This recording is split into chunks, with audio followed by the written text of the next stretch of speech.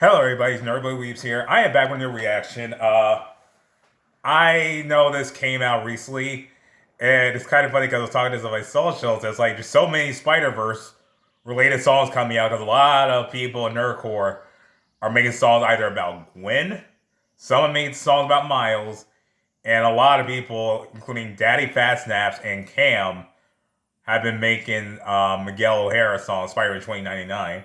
And the reason why I was kind of like, okay, we're all doing this, is because I was like, so part of me is like, oh, I have so many things to react to, but the thing is, I'm not going to react to them right now because I haven't seen the movie yet. And you're thinking, well, actually, no, you're not probably thinking because you already know. If you see my past reactions and you see my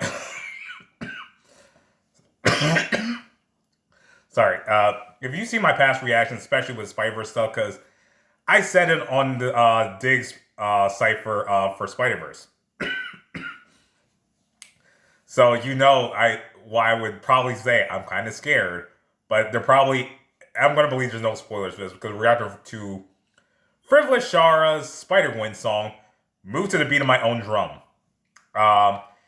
This is fitting because she was recently Gwen on that cipher. Yeah, you're welcome to people who thought otherwise.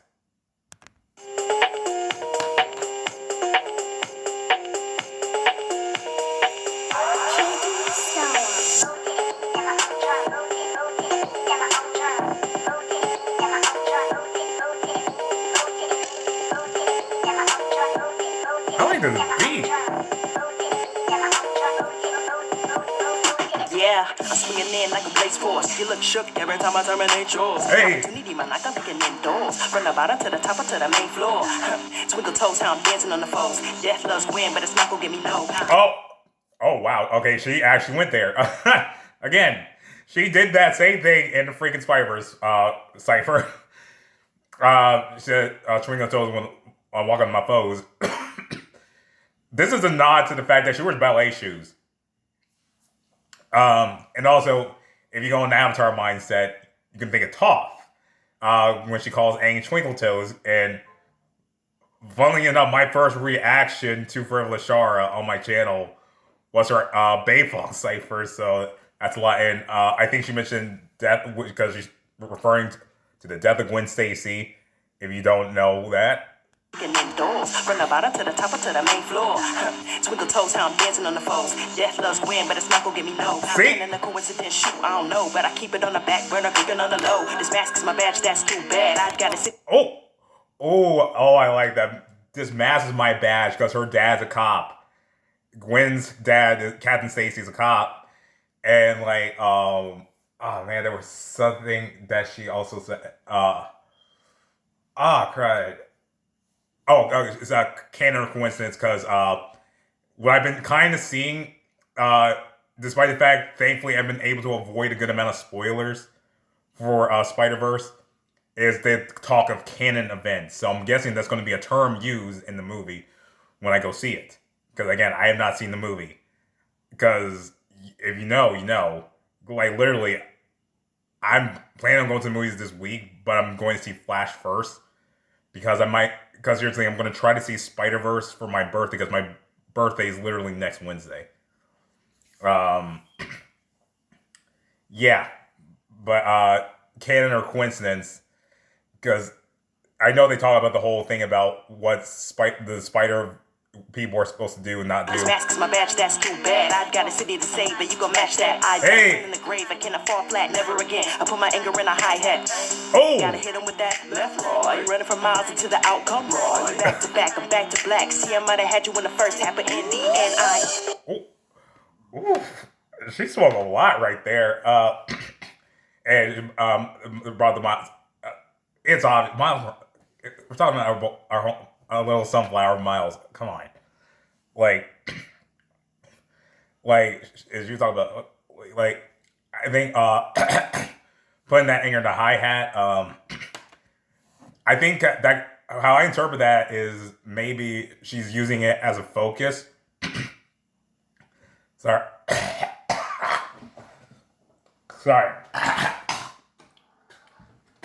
Rebels, I'm sorry if my coughing sounds nasty. But maybe that could correlate to I just actually thought about this. That could be anger towards herself. Because in Gwen Stacy's, Earth 65 Gwen Stacy's origins of not going off the movie, again, I have not seen the movie, so I can only make speculations about that. But going off the comics, and they kind of hinted to it in the first movie too. If you saw the scene where we saw the shadow lizard, then it turned it back to a person, and we saw it was Peter. In the comics, in Earth 65, when great power, great responsibility moment came in the form of when she had to fight Peter when he turned himself into the lizard.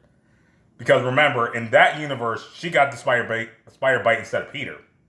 Peter was getting bullied, and he wanted to become like Gwen and have superpowers, but it turned him to the lizard. They fought, he died, and that became, seeing her best friend / boyfriend die in front of her, literally was her, with great power comes great responsibility moment. So, yeah.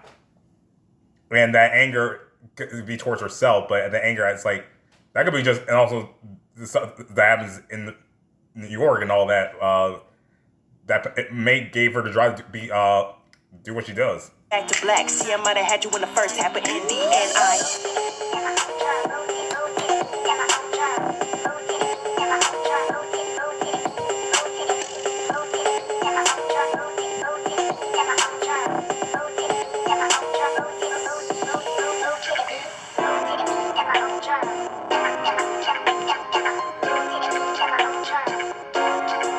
I am very curious about how they're going to be showing all that, how they're going to freaking walk like that.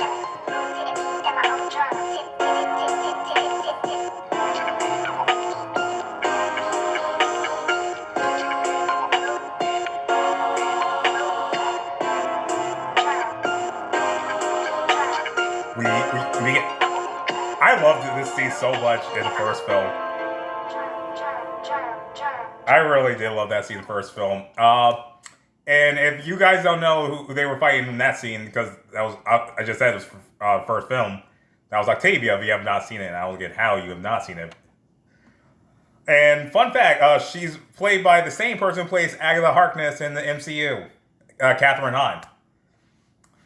Man, I love that woman. Oh my god. I'm now thinking of that scene, freaking in the first film, when Olivia was going to go after them, and then that train, that bus hit her, and all three, her, Miles, and Peter's face was priceless. Oh my god, it was funny. I do wonder if we're ever gonna get Gwen Stacy in the Insomniac games, because even though they didn't show this, I think we are getting Wraith in Black Cat in the new game, and because I'm going off the Spider-Man / Spiderverse tangent right now, is also we got Kraven the Hunter movie coming out in October. I was like, I did not know it was coming out that early.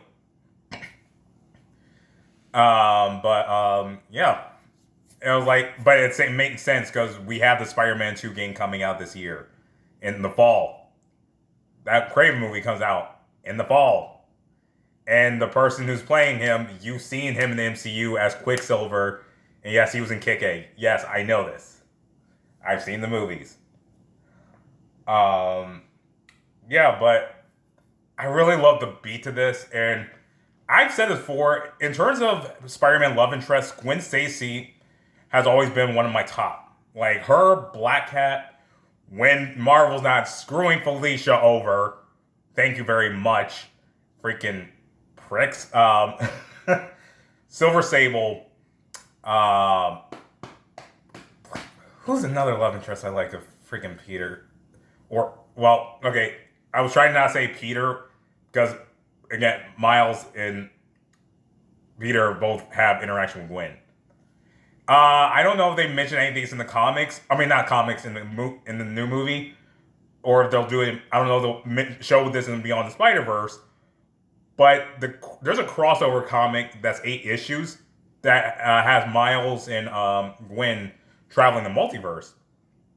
because Agent Hill actually, and I gotta start Secret Invasion. Yes, I have not started Secret Invasion. Yes, don't judge me. Agent Hill lets Miles know that his dad's somewhere in the multiverse, because because with the comics right now, with the comics with Miles is not in Earth 1610 anymore because of Cataclysm. He's in Earth 616.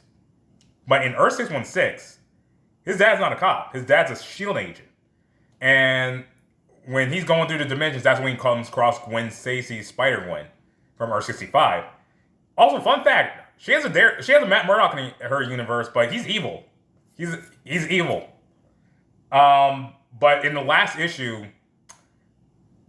this is also actually, it's funny because the first issue shows this and the last issue shows this. Because the reason why the Gwen and Miles pairing happened, or his thing in the Spider-Verse movies, is because of this 8-issue comic. And the last comic of that crossover, Gwen goes to Earth 8. And it turns out her and Miles are married 20 years in the future. And on top of that, they have a son and daughter who are actually also adopted siblings with Spider-Ham.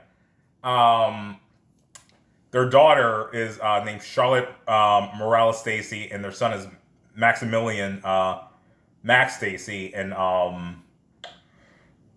they're part of the Spider Eight. Like, I think me going to talking about, like, since we're talking about Gwen here, like, I just felt that I needed to bring that up. I know I'm rambling, but guys, you got to keep in mind, I'm a huge Spider-Man fan. Oh my god! And if it wasn't for me getting sick, I would have seen this movie by now. But yeah, Frivolous, you did a great job in this. Like, whoever said anything bad about you on the freaking rude to you on the freaking Spider-Verse cipher, bump them, because you know what you can do. Diggs knows, I know, and the people who know you know. So, yeah. All right, I'm gonna shut up now. But if you guys like the video, please subscribe and share. I'm out. Bye.